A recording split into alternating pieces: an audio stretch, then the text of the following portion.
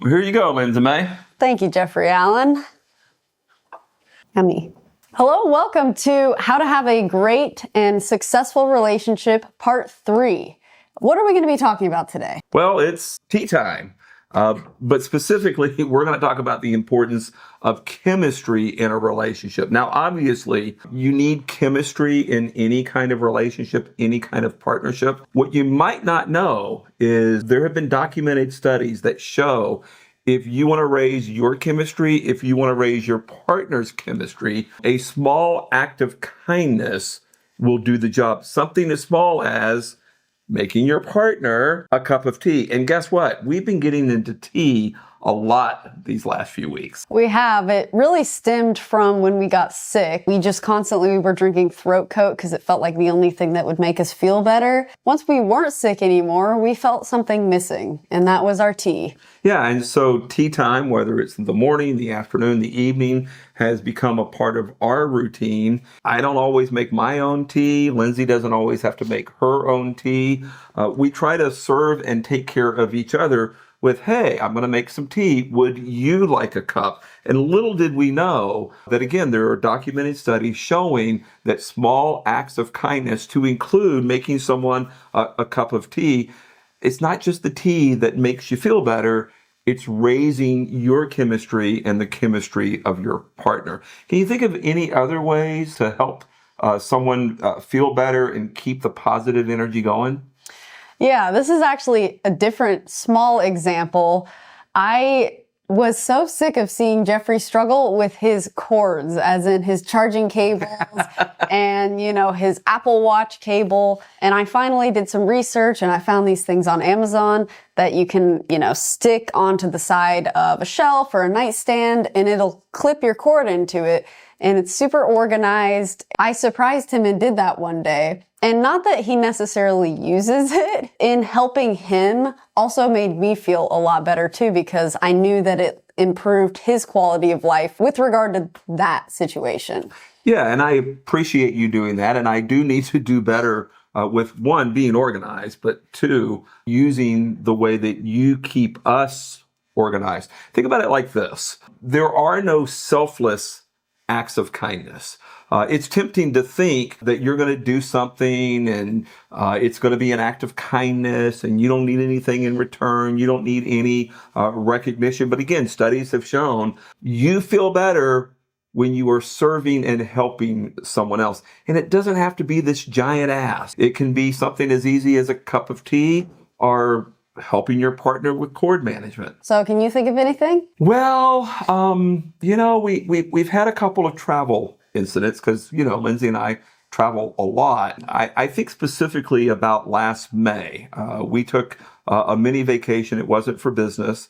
I had the good fortune of being on the Disney Wonder one-way cruise, San Diego up to Vancouver, British Columbia.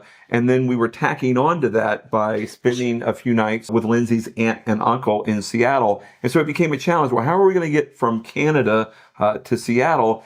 And we were both excited because we were going to take a train, our first Amtrak experience. What happened? So we got to the train station in Vancouver, Canada. We were met with a lot of confusion. You need to go here, you need to go there, you need to go there. One of the places they sent us was a bus stop. We knew that we didn't have a bus ticket, so we went back. And lo and behold, the woman at the front said, "Oh my goodness, this is a ticket out of Vancouver, Washington," which is south of Seattle, very close to the Oregon border.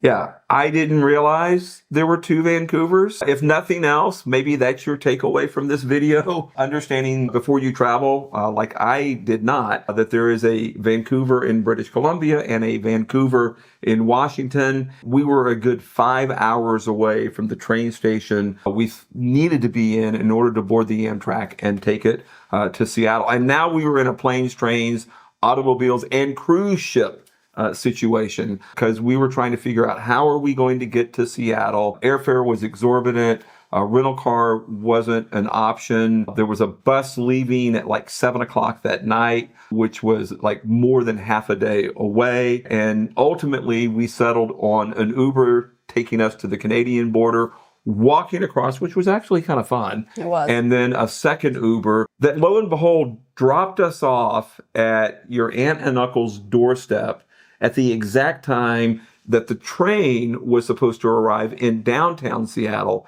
and your aunt and uncle were going to pick us up. So at the end of the day, did it cost more money? Yes.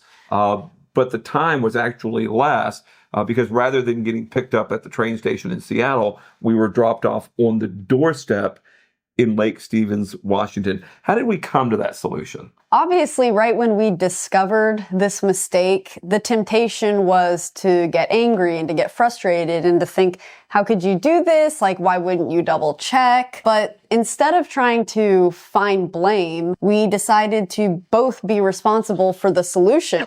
So we both got on our phones, we both checked flights, buses, trains, and then we finally settled on Uber, as he said. Yeah, it was 100% my fault. And I felt badly about it. There was a temptation to get defensive. How was I supposed to know? But again, if you look for blame, you're only going to find blame.